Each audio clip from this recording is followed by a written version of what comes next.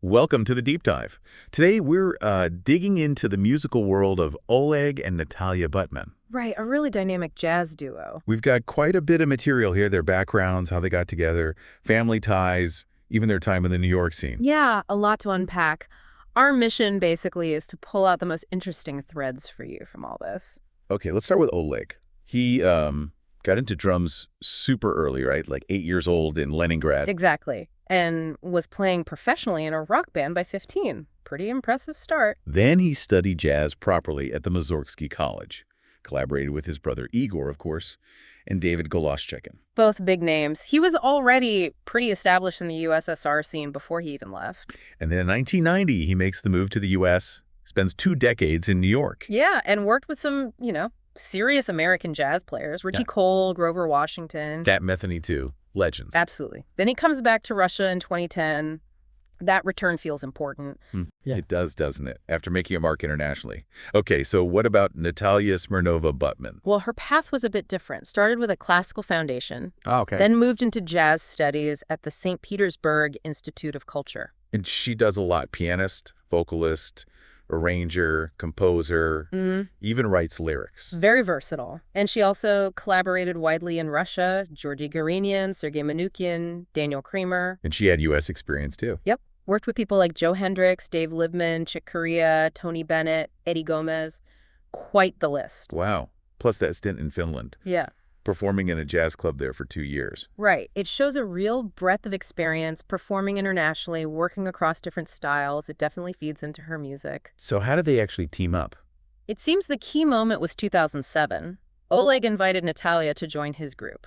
And that sparked the Jazz Passion Project. Exactly. And apparently that's also when Oleg really started exploring his own composing more. Interesting how that one invitation led to such a fruitful partnership. Yeah, these collaborations can really push artists, can't they? For over 13 years, they created all sorts of projects. And not just standard stuff. I saw arfa, V-Haze, harp in jazz. Yeah. And even jazz hip-hop with DTFL, the rapper. That's unexpected. Shows they weren't afraid to experiment. They also had the Majija Dazaza Septet and did whole programs on Michael Jackson, Stevie Wonder, the Beatles. So really reaching out beyond the typical jazz audience, maybe. I think so. Using jazz language, but applying it broadly. Makes it accessible. And they had success with their albums. Passion in 2009 got 5 stars from Downbeat. That's huge. Massive recognition, yeah. And Jazz Piano Trio did really well in Japan, too. It shows international appeal.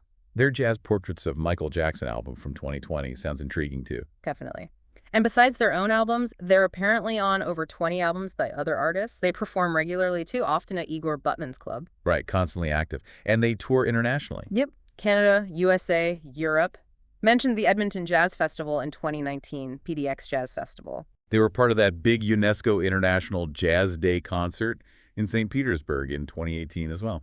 So really visible on the global stage. Ambassadors for Russian jazz, you could say. Okay, we can't really talk about Oleg without mentioning his brother, Igor Butman. Definitely not. He's such a central figure in Russian jazz. Like Oleg, he spent time in the U.S., studied at Berkeley, played with American jazz greats. And then came back to Russia. He's often called a jazz bridge between Moscow and New York. And he's got some serious accolades. Yeah. People's Artist of Russia and that famous Bill Clinton connection. Ah, yes, the quote about Igor being his favorite living saxophonist. It's even in Clinton's autobiography. Amazing. But Igor's influence goes beyond just playing, right? He's built this whole ecosystem. Absolutely. Jazz clubs like the famous Le Club and the Igor Butman clubs, the Igor Butman Foundation supporting jazz. And major festivals, Triumph of Jazz, Moscow Jazz Festival. Exactly. He's created this whole infrastructure, and Oleg and Natalia are very much part of that. It gives them a strong base. It really helps put their work in context. Yeah, definitely. Now, there was one other thing mentioned in the user request for our source material.